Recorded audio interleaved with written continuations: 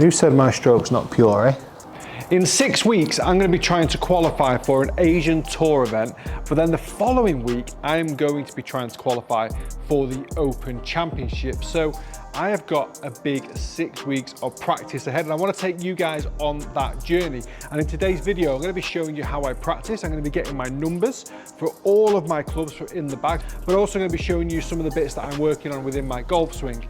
Throughout this kind of next 6 weeks mini series, I'm going to be going to the golf courses that I'm playing. So I'm going to be heading over to Foxhills, which is around the London area. It's a beautifully manicured parkland course.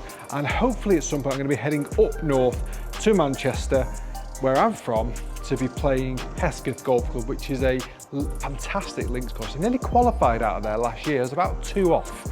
And within the round, I had 2 double bogeys. So I've got to be honest, with 0 practice. In my head, I feel like I can do it, which is probably the first stage and the most important stage, a little bit of self-belief. The reality is that I haven't really played much tournament golf at all. And the last event was last year's Open Championship qualifying. So I'm going to get myself into a proper state over this next 6 weeks. I'm going to be improving my putting, I'm sure of it, can't get any worse. And I'm going to be making a couple of swing, not adjustments, but something I've been trying to work on over the past couple of years anyway. So I'm just going to do it a little bit more intently. First of all, we're going to start with my distances. So I'm going to start with a couple of little wedges. I'm going to move all the way up to driver. And then at the end of the video, I'm going to be showing you this thing, Hack Motion. One of my favorite devices that I have, because for me, I really struggle with a bit of a cupped wrist at the top of my backswing. And that is something I want to try and eradicate, because for me, the cupped wrist encourages the flipping action through impact, and that under pressure is not going to be consistent. Right, I'm going to hit 3 balls with each. I'm not going to talk you through every single shot, it could be a bit boring, but the data is going to be coming up on the screen as we hit.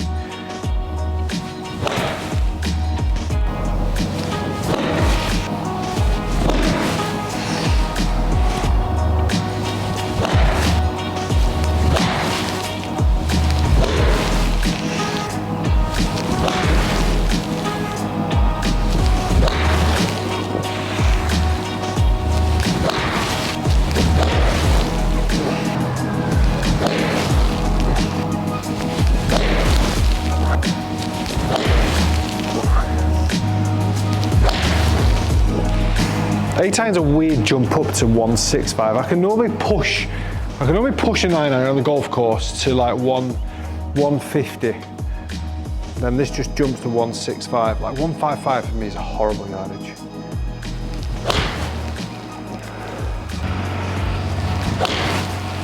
Oh, so much happy with these longer clubs in my hand. 7-iron should be 175 to 180. I never really try and hit it from 180 though. I've got a bit of an awkward one from those yardages. Oh, so far left. 180, but 180 yards left as well.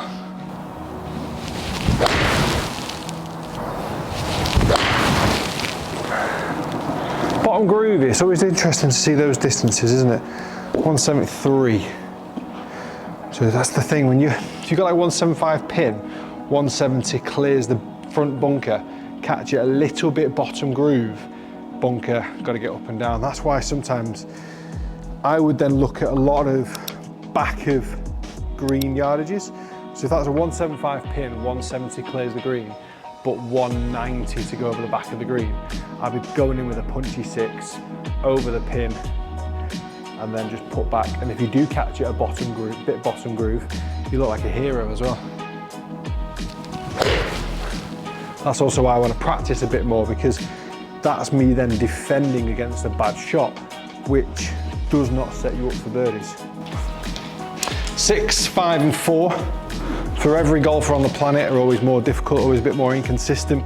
We're not as efficient, we're not as consistent with the ball striking, therefore distances can fluctuate. And also you find that they stay a little bit too close together. You don't quite get the full distance between them like you would have done between a 7 and an 8 and a 9 or something like that. This should go 190.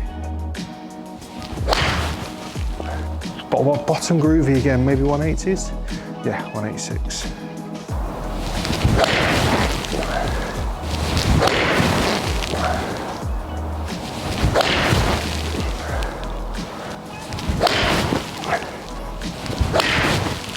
such a good strike.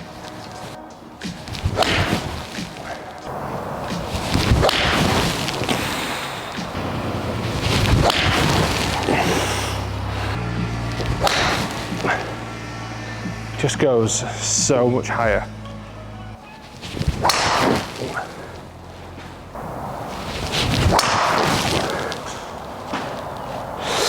.114 clubhead speed, 2 degrees into out, 293 carry.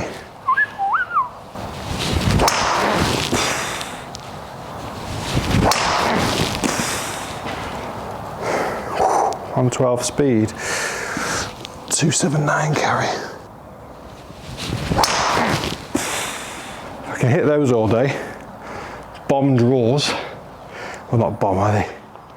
God, I'm knackered. Right, 270. Let's move on to some technical stuff.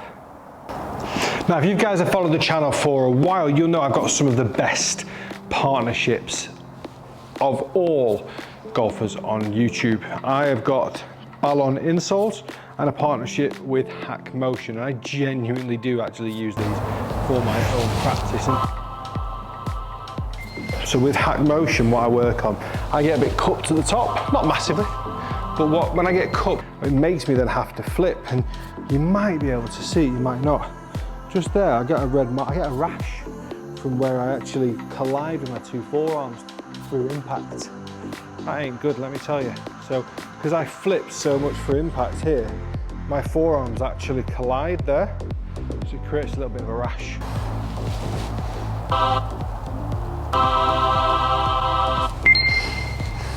It's not painful, it's just not what should happen. So, turn up, feel like that face is closed, squash down. Straight ball. And again, like all of you, me included, we've got to remember to do it for 4.5 hours, 18 holes. It's a long time to be out there. We're gonna hit lots of duff shots. That's the shot. Beauty. Whew. Ballon insoles. In particular for me, like weight shift, making sure I get across, because I've got a tendency just to load a little bit too much into my right side. I do transfer quite well, but then I even out a little bit too much and kind of get a bit right foot as I come into impact. So I'm trying at the moment to like really pressure down more into the lead side, my left side, because that then also encourages me to stay into posture, so it gets me away from any sort of early extension. I get to the top of the backswing, and if I get stuck on that right side a little bit too much, I'll then just start to push the hips in towards the golf ball. So I just try and, I've been using it just to try and really feel, I've got a 5-iron here for like added feel, just really squash down into the left side, almost like squash into my left hip and get my chest over the ball. But then from here, obviously I've got to really work up through the shot. So that's something I've just been trying to work on. Again, it's not massively mechanical, sounds it there, but it really isn't, because it's stuff I kind of half try and do myself, but this is the first time in a while that I'm actually able just to kind of focus on it. It's like that. And what I've been able to do as well, last year when I was playing, I was hitting lots of fades. And what that was just because I wasn't really getting any depth in my trail hip, I wasn't getting any extension, I wasn't getting any real turn in my upper body. So the golf swing for me was always just very slightly outside, steep. I would drop it, because that's my tendency anyway, but it would always still be outside. And I just hit lots of cuts. I kind of embraced it for the year. But again, it's not a consistent, it's not a good visual for me. I don't feel comfortable seeing a fade, certainly with my irons. I do a bit more with the driver actually, but not so much with the irons. So I'm just trying to really make sure that I create that kind of rotational movement up to the top of the backswing. That right hip just extends up, and then once I've got there, drive into the lower body by maintaining posture. And it kind of gives me, it gives me that drawback, a little bit big on that one, but it also gives me the feeling that I've just got more speed again. I've been struggling, that's a bit just erratic, that one. I've been struggling a little bit with tendinitis in both hips. I've been seeing an osteopath probably, must have about 10 sessions this year. So I've got a real ongoing issue, but I think sometimes just hitting balls as well is probably a good thing. Whereas before I would only just hit balls when I was filming and playing. So I wasn't very sporadic. And no practice session should ever be complete without a little bit of putting if you can. I've just moved to the reverse taper golf pride grip. I took it to Scotland recently on a filming trip and I've absolutely loved it. I've even gone back to a kind of more neutral grip with my left hand at the top, right hand underneath, index fingers just a little bit more kind of down the side and around. Elbows a bit more tucked in. Actually, you've got that a little bit more from watching Charlie Hull's Instagram, actually, just watching her doing a lot of putting practice.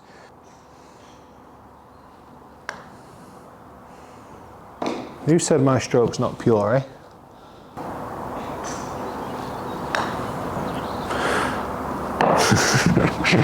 Everyone. Very rarely pull it, so I'm going to just go ball position, touch further forward.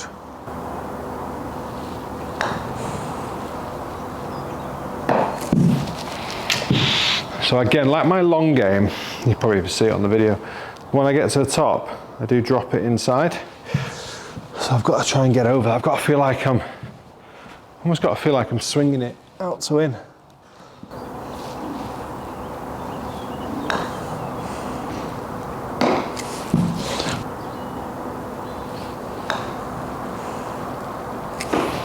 I've got the feeling. Just opened up my shoulders a little bit. Right, that's the end of today's video. Massive thank you to Celtic Man of the Titleist Fitting Studio for having me. It's been amazing, this actually. I've loved it.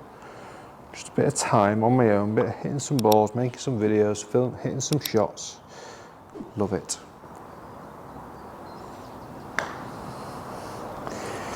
If you are new to the channel, please do hit the subscribe. And we've got a big 6 weeks ahead.